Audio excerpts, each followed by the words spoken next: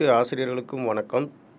தற்பொழுது நம்முடைய டிஎன்எஸ்டி ஸ்கூல்ஸ் ஆப்பில் ஸ்கீம்ஸ் மெனுவில் ஆசிரியர்கள் தங்களது பள்ளிகளுக்கு வழங்கப்பட்டுள்ள எண்ணும் எழுத்தும் முதல் பருவத்திற்கான ஹிட், அதேபோல் எண்ணும் எழுத்தும் புத்தகங்கள் பெறப்பட்ட விவரங்களை அப்டேட் செய்ய வேண்டும். அதனை எவ்வாறு அப்டேட் செய்வது என்பது குறித்து இந்த வீடியோவில் பார்க்கலாம்.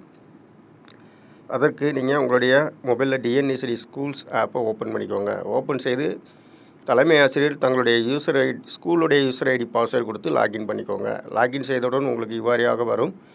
இதில் ஸ்கீம்ஸ் ட்ராக்கிங் அப்படிங்கிறத கிளிக் செய்து இதில் முதலாவதாக இருக்கக்கூடிய இஇ ஹிட் டெலிவரி அப்படிங்கிறத செலக்ட் பண்ணிங்கன்னா இதில் 3 கேள்விகள் இருக்குது. இதில் பார்த்தீங்கன்னா இஸ் தேர் டைம் 1 இஇ ஹிட் ரிசீவ்டு அப்படிங்கிறது ஃபஸ்ட் டைம்க்குரிய ஹிட் ரிசீவ் ஆகிடுச்சா அப்படின்னு கேட்டிருக்காங்க.